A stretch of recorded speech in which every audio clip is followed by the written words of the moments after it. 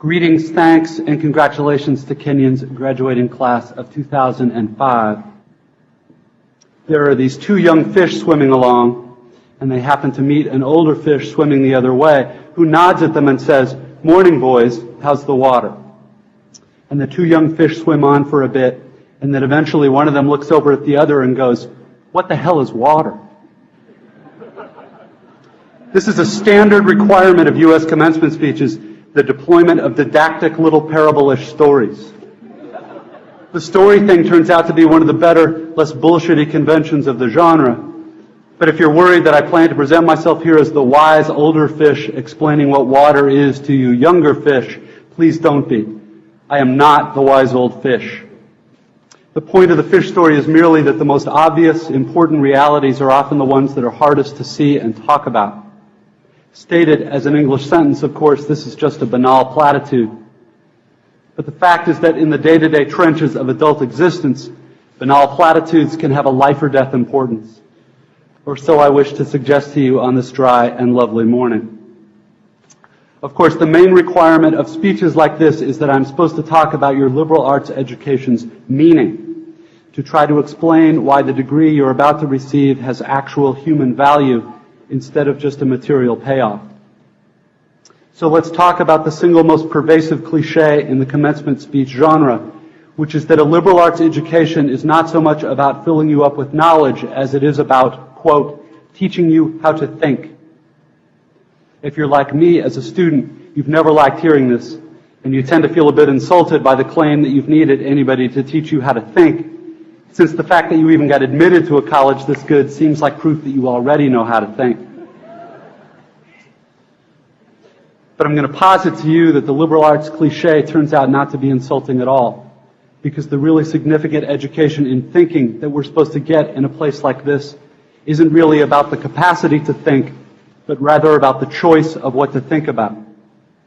If your total freedom of choice regarding what to think about seems too obvious to waste time discussing, I'd ask you to think about fish and water and to bracket for just a few minutes your skepticism about the value of the totally obvious. Here's another didactic little story. There are these two guys sitting together in a bar in the remote Alaskan wilderness. One of the guys is religious, the other's an atheist, and the two are arguing about the existence of God with that special intensity that comes after about the fourth beer. And the atheist says, look, it's not like I don't have actual reasons for not believing in God. It's not like I haven't ever experimented with the whole God and prayer thing. Just last month, I got caught away from camp in that terrible blizzard, and I was totally lost, and I couldn't see a thing, and it was 50 below. And so I tried it. I fell to my knees in the snow and cried out, "Oh God, if there is a God, I'm lost in this blizzard, and I'm going to die if you don't help me." And now, in the bar, the religious guy looks at the atheist all puzzled. "Well, then you must believe now," he says. "After all, here you are, alive." The atheist just rolls his eyes. "No, man, all that was a couple Eskimos happened to come wandering by and they showed me the way back to camp." It's easy to run this story through a kind of standard liberal arts analysis. The exact same experience can mean two totally different things to two different people, given those people's two different belief templates and two different ways of constructing meaning from experience.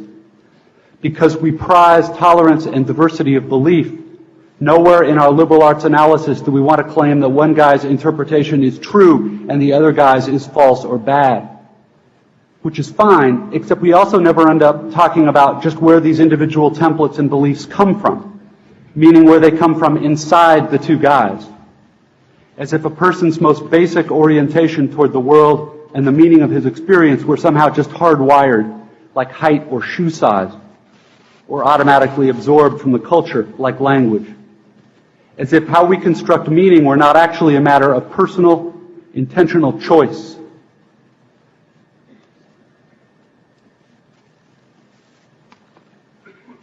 Plus, there's the matter of arrogance. The non-religious guy is so totally certain in his dismissal of the possibility that the passing Eskimos had anything to do with his prayer for help. True, there are plenty of religious people who seem arrogantly certain of their own interpretations too. They're probably even more repulsive than atheists, at least to most of us. But religious dogmatist's problem is exactly the same as the story's unbeliever. blind certainty, a closed-mindedness that amounts to an imprisonment so total that the prisoner doesn't even know he's locked up. The point here is that I think this is one part of what teaching me how to think is really supposed to mean, to be just a little less arrogant, to have just a little critical awareness about myself and my certainties, because a huge percentage of the stuff that I tend to be automatically certain of is, it turns out, totally wrong and deluded. I have learned this the hard way, as I predict you graduates will too. Here is just one example of the total wrongness of something I tend to be automatically sure of. Everything in my own immediate experience supports my deep belief that I am the absolute center of the universe, the realest, most vivid and important person in existence. We rarely talk about this sort of natural basic self-centeredness because it's so socially repulsive, but it's pretty much the same for all of us. It is our default setting, hardwired into our boards at birth. Think about it. There is no experience you have had that you are not at the absolute center of. The world as you experience it is there in front of you or behind you, to the left or right of you, on your TV or your monitor, and so on. Other people's thoughts and feelings have to be communicated to you somehow, but your own are so immediate, urgent, real. Please don't worry that I'm getting ready to lecture you about compassion or other directedness or all the so-called virtues. This is not a matter of virtue. It's a matter of my choosing to do the work of somehow altering or getting free of my natural, hardwired default setting, which is to be deeply and literally self-centered, and to see and interpret everything through this lens of self.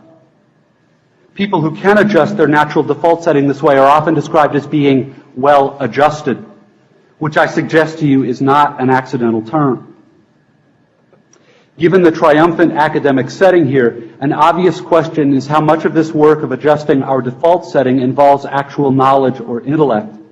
This question gets very tricky. Probably the most dangerous thing about an academic education, at least in my own case, is that it enables my tendency to over-intellectualize stuff, to get lost in abstract arguments inside my head instead of simply paying attention to what's going on right in front of me, paying attention to what is going on inside me. As I'm sure you guys know by now, it is extremely difficult to stay alert and attentive instead of getting hypnotized by the constant monologue inside your own head. Maybe happening right now. 20 years after my own graduation, I have come gradually to understand that the liberal arts cliche about teaching you how to think is actually shorthand for a much deeper, more serious idea. Learning how to think really means learning how to exercise some control over how and what you think.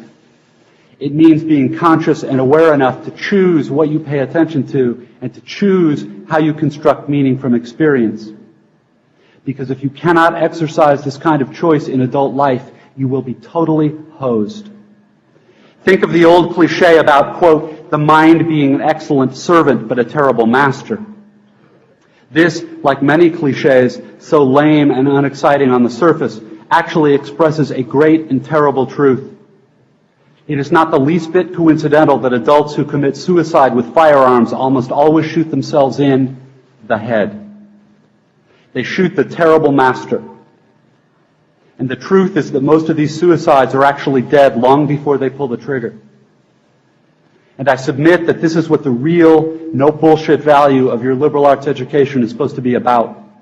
How to keep from going through your comfortable, prosperous, respectable adult life dead, unconscious, a slave to your head and to your natural default setting of being uniquely, completely, imperially alone, day in and day out. That may sound like hyperbole or abstract nonsense. Let's get concrete. The plain fact is that you graduating seniors do not yet have any clue what day in, day out really means. There happen to be whole, large parts of adult American life that nobody talks about in commencement speeches. One such part involves boredom, routine, and petty frustration. The parents and older folks here will know all too well what I'm talking about.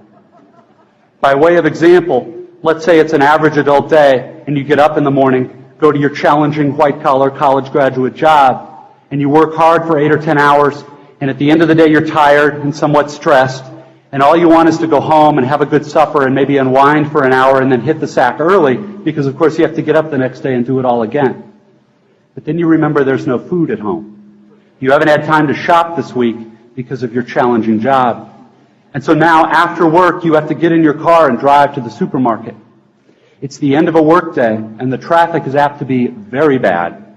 So getting to the store takes way longer than it should. And when you finally get there, the supermarket is very crowded, because of course it's the time of day when all the other people with jobs also try to squeeze in some grocery shopping.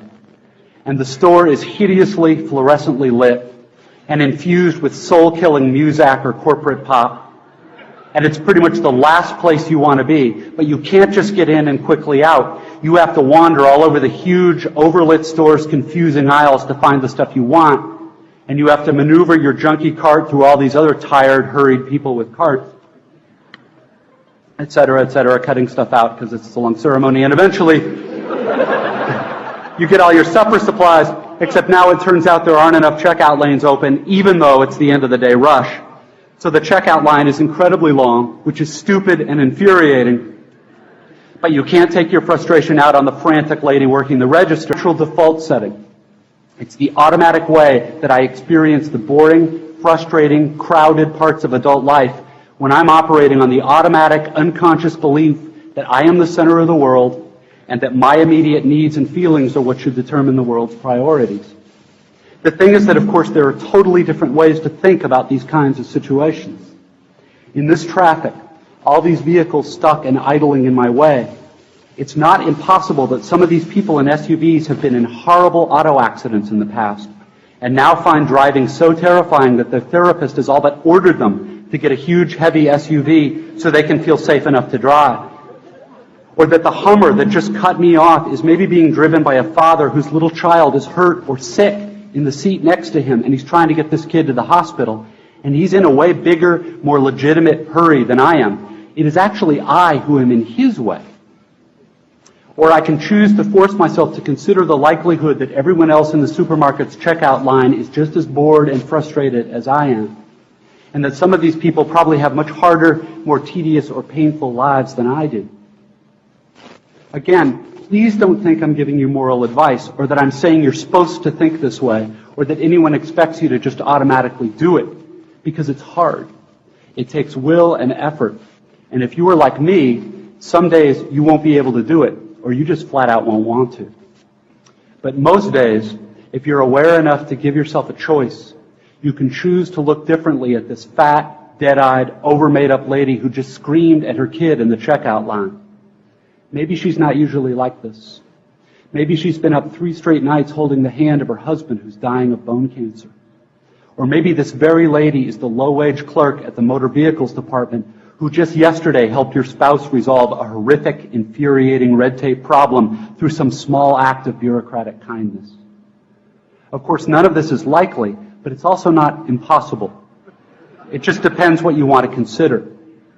If you're automatically sure that you know what reality is and who and what is really important, if you want to operate on your default setting, then you, like me, probably won't consider possibilities that aren't annoying and miserable. But if you've really learned how to think, how to pay attention, then you will know you have other options. It will actually be within your power to experience a crowded, hot, slow, consumer hell-type situation as not only meaningful, but sacred, on fire with the same force that lit the stars. Love, fellowship, the mystical oneness of all things deep down. Not that that mystical stuff's necessarily true. The only thing that's capital T true is that you get to decide how you're going to try to see it. This, I submit, is the freedom of real education, of learning how to be well-adjusted. You get to consciously decide what has meaning and what doesn't. You get to decide what to worship. Because here's something else that's weird but true. In the day-to-day trenches of adult life, there is actually no such thing as atheism. There is no such thing as not worshiping. Everybody worships. The only choice we get is what to worship. and a compelling reason for maybe choosing some sort of God or spiritual type thing to worship, be it JC or Allah, be it Yahweh or the Wiccan Mother Goddess or the Four Noble Truths or some inviolable set of ethical principles, is that pretty much anything else you worship will eat you alive. If you worship money and things, if they are where you tap real meaning in life, then you will never have enough. Never feel you have enough. It's the truth. Worship your own body and beauty and sexual allure, and you will always feel ugly.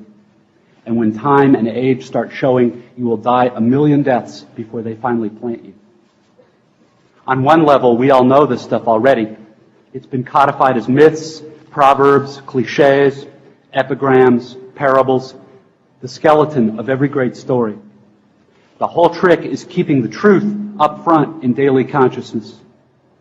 Worship power, you will end up feeling weak and afraid, and you will need ever more power over others to numb you to your own fear. Worship your intellect, being seen as smart, you will end up feeling stupid, a fraud, always on the verge of being found out. Look, the insidious thing about these forms of worship is not that they're evil or sinful. It is that they are unconscious. They are default settings. They're the kind of worship you just gradually slip into day after day, getting more and more selective about what you see and how you measure value without ever being fully aware that that's what you're doing. And the so-called real world will not discourage you from operating on your default settings, because the so-called real world of men and money and power hums merrily along on the fuel of fear and anger and frustration and craving and the worship of self. Our own present culture has harnessed these forces in ways that have yielded extraordinary wealth and comfort and personal freedom. The freedom all to be lords of our own tiny skull-sized kingdoms, alone at the center of all creation. This kind of freedom has much to recommend it. But of course there are all different kinds of freedom. And the kind that is most precious, you will not hear much talked about much in the great outside world of wanting and achieving and displaying. The really important kind of freedom involves attention and awareness and discipline and being able truly to care about other people and to sacrifice for them over and over in myriad petty little unsexy ways every day. That is real freedom. That is being educated and understanding how to think. The alternative is unconsciousness, the default setting, the rat race, the constant gnawing sense of having had and lost some infinite thing. I know that this stuff probably doesn't sound fun and breezy or grandly inspirational the way a commencement speech is supposed to sound. What it is, as far as I can see, is the capital T truth with a whole lot of rhetorical niceties stripped away. You are, of course, free to think of it whatever you wish. But please don't just dismiss it as some finger-wagging Dr. Laura sermon. None of this stuff is really about morality or religion or dogma or big fancy questions of life after death. The capital T truth is about life before death. It is about the real value of a real education, which has almost nothing to do with knowledge and everything to do with simple awareness. Awareness of what is so real and essential, so hidden in plain sight all around us all the time, that we have to keep reminding ourselves over and over, this is water. This is water.